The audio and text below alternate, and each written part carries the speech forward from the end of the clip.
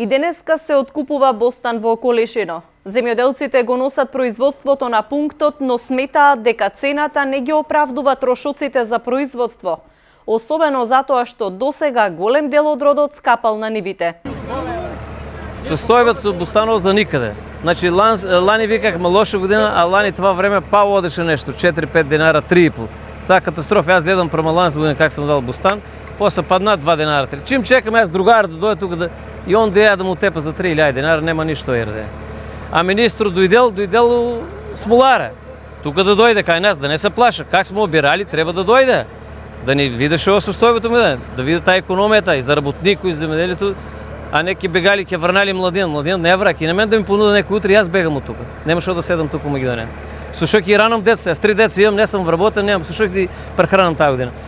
Откупувачите велат дека ќе го земат целото производство бидејќи се отворил нов пазар со Косово. И ги разбираме потпуно земјоделците, потпуно ги разбираме и еве дојдени сме тука, сакаме едноставно да помогнеме. Видовме дека овде, за разлика од Албанија до сега што се откупуваше бостанот од Албанија, и неко овие камиони што се товарат директно одат за Косово. Купците од Косово до сега товараа од Албанија. Значи, по некои си договори имавме таму склучено таму-ваму и моравме да го исполниме тој договор.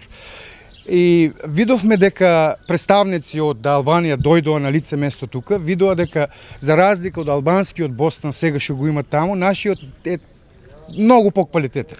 Изразија желба да дојдат тука, да видат, дојдоа и еве сега сме тука моментално да откупиме некаде околу 600-700 тона бостан. Значи нашава фирма с 600-700 тона, а се надеваме дека има и други фирми кои ќе дојдат, ќе откупат. Така да моје мислење е дека бостанот, иако е задоцнет, се слагаме дека е задоцнет. Има расипано веќе од временските услови какви не беа, пазарите не беа во можност да откупуваат затоа што времето беше, знаеме колку, од како падна температурата. И кога ќе соберат сите тие показатели, доаѓаме до еден заклучок дека и временските услови не помогнаа, а и трговците од Косово беа ангажирани во Албанија, нормално, поблиско, превоз таму-ваму. Но сега се надевам дека еве нашиот пример ќе го следат и други трговци, изразуваат желба, разговараме, слушаме и мислам дека во текот на оваа недела оваа подрачје дали и ќе има бостан за понатаму. Бостанџиите се изреволтирани поради слабиот откуп и ниските цени. Од почетокот на бербата немаше интерес за струмичките лубеници. Тие сметаат дека оваа реколта е пропадната и сите интервенции ќе бидат без резултати.